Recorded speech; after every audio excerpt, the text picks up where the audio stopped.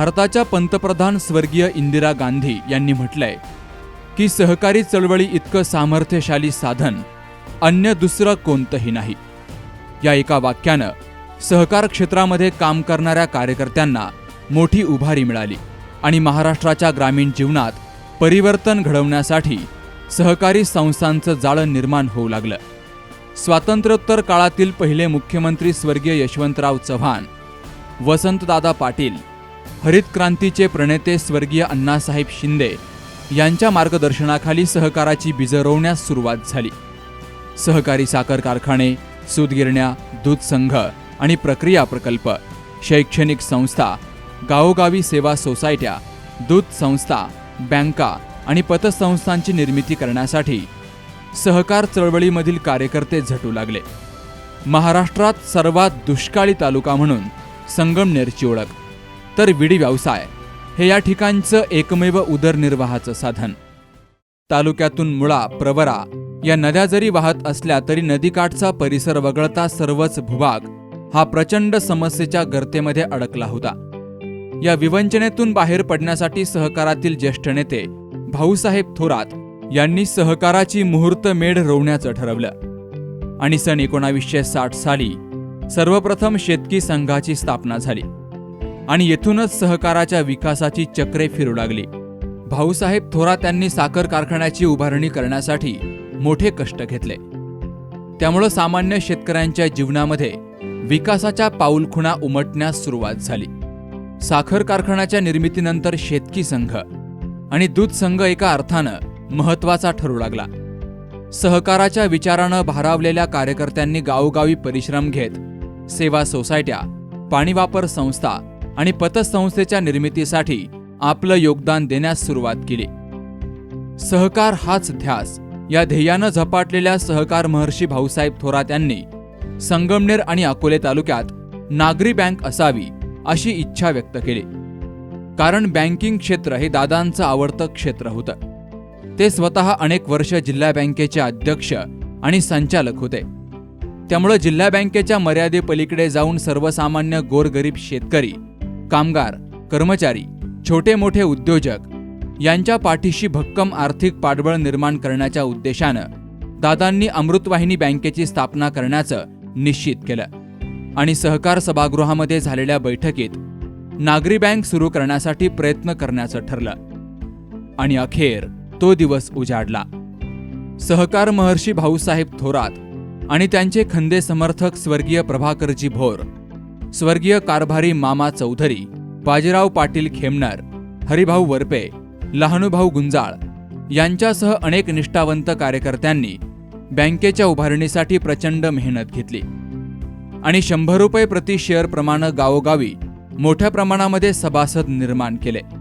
ग्रामीण भागात नागरी सहकारी बँका उभ्या करण्यासाठी रिझर्व्ह बँकेचं धोरण अत्यंत अवघड होतं. दादांनी मुंबई, पुणे आणि प्रसंगी दिल्ली या ठिकाणी जाऊन रिझर्व्ह बँकेचे दरवाजे ठोठावले आणि याचीच फलनिष्पत्ती म्हणून 7 जून 1983 साली अमृतवाहिनी नागरी सहकारी बँकेला रजिस्ट्रेशन मिळालं. रिझर्व्ह बँकेचे तत्कालीन गव्हर्नर आणि ज्येष्ठ अर्थशास्त्रज्ञ डॉक्टर शिवमगणी यांच्या शुभहस्ते बँकेचं उद्घाटन झालं. अमृतवाहिनीच्या परिसरामध्ये दूरदर्शनच्या टॉवरमध्ये बँकेच्या कामकाजाला सुरुवात झाली. बँकेच्या पहिल्या संचालक मंडळामध्ये दादांच्या नेतृत्वाखाली अध्यक्ष म्हणून वसंतराव गुंजाळ तर मॅनेजर म्हणून सुधीर करपे हे काम पाहू लागले. कृषी क्षेत्राचा विकास, शेतकऱ्यांना तत्पर कर्जपुरवठा करणं, सिंचनाची साधने उपलब्ध होण्यासाठी कर्जपुरवठा करणं, नवउद्योजकांना कर्ज देऊन प्रोत्साहित करणं, विडी कामगार आणि सहकारी संस्थांमधील सेवकांना कर्जपुरवठा करणं या उद्देशानं सुरू झालेल्या अमृतवाहिनी नागरी बँकेचं भागभांडवल सुरुवातीला 3,14,000 एवढं होतं. त्यावेळी केवळ 6 कर्मचाऱ्यांच्या जोरावर बँकेचं कामकाज सुरू झालं. 3 किलोमीटर पर्यंतचा परिसर कार्यक्षेत्र असलेल्या बँकेला अल्पावधीतच 10 किलोमीटर पर्यंतच्या परिसरात आपलं कार्य विस्तारता आलं आणि बँकेचा नावलौकिक आणखी वाढत गेला. सन 1989 साली स्वातंत्र्य सैनिक स्वर्गीय नंदलाल जोशी यांची अध्यक्षपदी निवड झाली आणि नंदलाल जोशी यांनी बँकेच्या प्रगतीसाठी मोठं योगदान दिलं. तर बँकेचे जनरल मॅनेजर लक्ष्मण वाघ यांनी बँकेच्या कामकाजात उल्लेखनीय काम केलं. बँकेच्या मुख्य कार्यालयाव्यतिरिक्त नवीन शाखा उघडण्याचं धोरण व्यवस्थापनानं स्वीकारलं आणि सन 1994 साली मार्केट कमिटीतील शाखेला मान्यता मिळाली. सन 1995 पासून या शाखेनं ग्राहकांना तत्पर सेवा दिली आणि आता याच शाखेची नवीन इमारत सुसज्ज स्वरूपात ग्राहकांच्या सेवेत सुरू होतीये.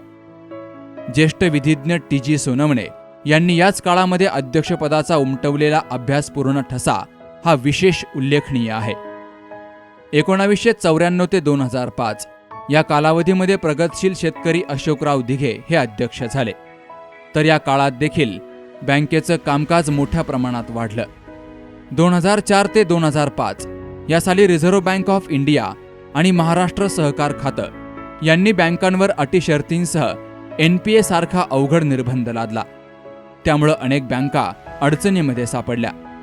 त्यातच खाजगी आणि व्यावसायिक बँका आणि पतसंस्थांची स्पर्धा वाढली. या सर्व गोष्टींवर मात करण्याच्या हेतूनं सहकार महर्षी भाऊसाहेब थोरात दादा आणि नामदार बाळासाहेब थोरात यांनी एक महत्त्वाचा निर्णय घेतला. संगमनेर औद्योगिक वसाहतीचे अध्यक्ष आणि युवा उद्योजक अमित पंडित यांचं 20 वर्षांपासूनचं असलेलं योगदान, बँकिंग क्षेत्राचा असलेला दांडगा अनुभव आणि व्यापार तसेच उद्योग क्षेत्रामध्ये माहिती असलेले बारकावे यामुळं अमित पंडित यांची अमृतवाहिनी नागरी सहकारी बँकेच्या अध्यक्षपदी निवड करण्यात आली. बँकेचा दर्जा आणि गुणवत्ता अतिशय उच्च असावी यासाठी नामदार बाळासाहेब थोरात यांनी वेळोवेळी केलेलं मार्गदर्शन हे मैलाचा दगड ठरू लागलं. सर्व सभासद, संचालक मंडळ, अधिकारी, कर्मचारी यांना विश्वासात घेऊन बँकिंग क्षेत्रातील नवनवीन आव्हाने स्वीकारत बँकेनं ग्रामीण भागामध्ये मोठ्या प्रमाणात सभासदांचं हित जोपासण्याचं काम केलं. त्यामुळंच अमृतवाहिनी नागरी सहकारी बँकेची केवळ अहमदनगर जिल्ह्यातच नव्हे तर संपूर्ण महाराष्ट्रात एक आदर्श बँक म्हणून ओळख निर्माण झाली. बँकेची प्रशस्त इमारत असावी हे दादांचं स्वप्न प्रत्यक्षात साकार होत गेलं. आता संचालक मंडळानं दादांचं नाव अमृतवाहिनी नागरी सहकारी बँकेला देण्याचं ठरवलं. मात्र याला दादांचा विरोध होता. तरीही दादांच्या विरोधानंतरही अखेर अमृतवाहिनी नागरी बँकेचं नाव सहकार महर्षी भाऊसाहेब थोरात अमृतवाहिनी सहकारी बँक लिमिटेड असं बँकेचं नामकरण करण्यात आलं.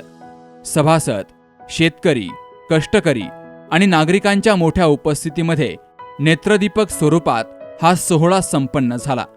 सन 2009 साली स्वमालकीच्या इमारतीचं उद्घाटन तत्कालीन मुख्यमंत्री अशोकराव चव्हाण, सहकार मंत्री हर्षवर्धन पाटील, नामदार बाळासाहेब थोरात यांच्यासह अनेक मान्यवरांच्या उपस्थितीमध्ये संपन्न झालं. त्यावेळी संगमनेर मार्केट यार्डाची शाखा केवळ 350 स्क्वेअर फूट जागेत सुरू झाली. मात्र या शाखेचं काम अल्पावधीत मोठ्या स्वरूपात विस्तारलं गेलं आणि याचवेळी बँकेच्या शाखेला भव्य आणि सुसज्ज इमारत असावी यासाठी प्रयत्न सुरू झाले. नामदार बाळासाहेब थोरात यांच्या मार्गदर्शनाखाली बाजार समितीचे तत्कालीन सभापती अनिल देशमुख यांच्या प्रयत्नातून तर विद्यमान सभापती शंकरराव पाटील खिमनर यांच्या सहकार्यामुळे जागा उपलब्ध झाली. त्यानंतर विधिवत पूजन करून भूमिपूजन झालं आणि आता ही दिमागदार वास्तू उभी राहू शकली आहे.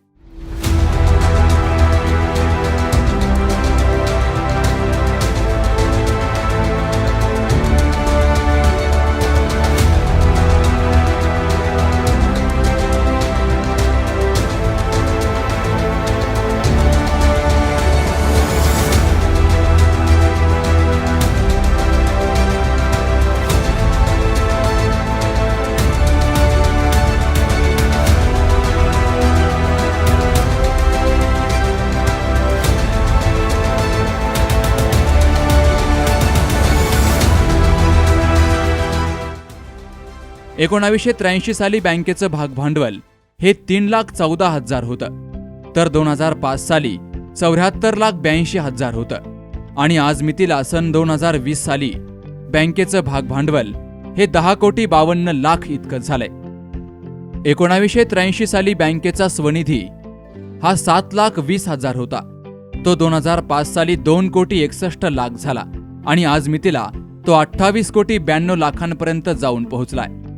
1983 साली असणाऱ्या 30 लाखांच्या ठेवी ह्या 2005 साली 25 कोटी झाल्या, तर आज मितीला ह्या ठेवी तब्बल 418 कोटींपर्यंत जाऊन पोहोचल्यात आणि याचा सार्थ अभिमान सभासद वर्गाला आहे.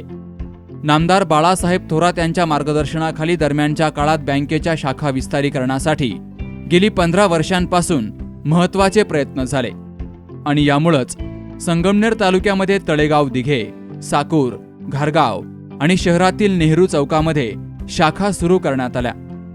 बँकेचे कार्यकुशल अध्यक्ष अमित पंडित आणि कार्यतत्पर संचालक मंडळानं अत्यंत झपाटून काम केलं आणि सभासदांना मान सन्मानही दिला. बँकेनं अनेक तरुणांना उद्योजक बनवलं. त्यामुळं संगमनेरची औद्योगिक वसाहत, संगमनेरची बाजारपेठ ही संपूर्ण महाराष्ट्रामध्ये सर्वात यशस्वी बाजारपेठ म्हणून ओळखली जाऊ लागली आणि या सर्व गोष्टींमुळं शेतकरी, कष्टकरी, नोकरदार यांचं जीवनमान उंचावलं गेलं.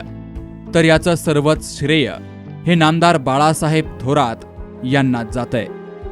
या सर्व गोष्टींमुळे सहकार महर्षी भाऊसाहेब थोरात अमृतवाहिनी सहकारी बँक शेतकऱ्यांच्या गळ्यातला ताईत बनली. आज तब्बल 7,000 कुटुंब आणि 35,000 व्यक्तींना प्रत्यक्ष आणि अप्रत्यक्ष पद्धतीनं बँकेच्या कामकाजाचा आणि आर्थिक उलाढालीचा फायदा होतोय. तर या बँकेच्या विकासात अनेक मान्यवरांचं मोलाचं योगदान आहे. यामध्ये नाशिक पदवीधर मतदारसंघाचे आमदार डॉक्टर सुधीर तांबे यांचं सतत मोलाचं मार्गदर्शन मिळतंय.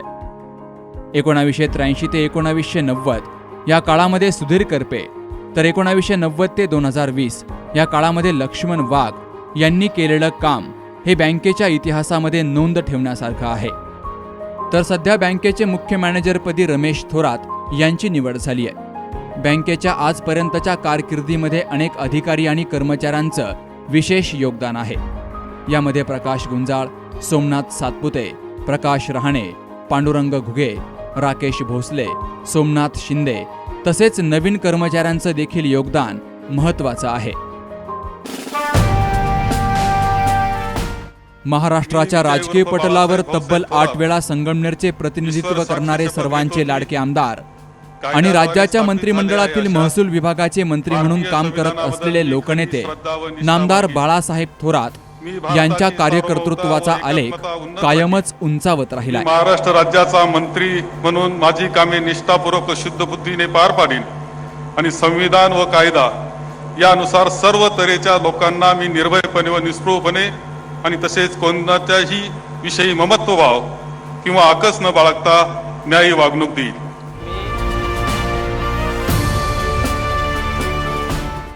पाटबंधारे, कृषी, शिक्षण, जलसंधारण आणि 2 वेळा महसूल विभागाचं मंत्रिपद सांभाळणारे अभ्यासू आणि कार्यकुशल मंत्री म्हणून साहेबांची कारकीर्द सर्वांनाच प्रभावित करणारी आहे.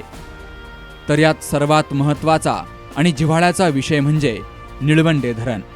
शेतकरी हा केंद्रबिंदू मानून निळवंडे धरण पूर्ण करणारे पाणीदार व्यक्तिमत्व म्हणून नामदार बाळासाहेब थोरात यांची ओळख आहे.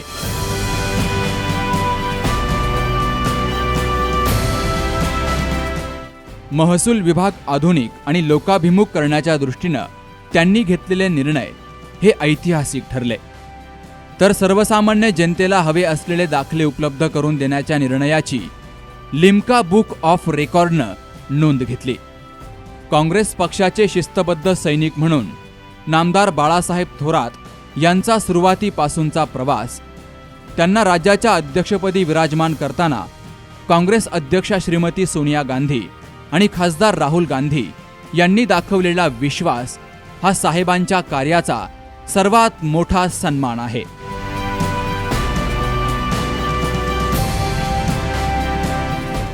शेती, शिक्षण, सहकार या त्रिसूत्रीचा वापर करून संगमनेर तालुका महाराष्ट्रामध्ये उंचीवर त्यांनी नेऊन ठेवलाय. त्यामुळे साहेबांचे आभार मानावे तेवढे कमीच आहेत. आणि यापुढील काळातही अशीच उत्तरोत्तर प्रगती व्हावी आणि विकास व्हावा हीच ईश्वरचरणी प्रार्थना.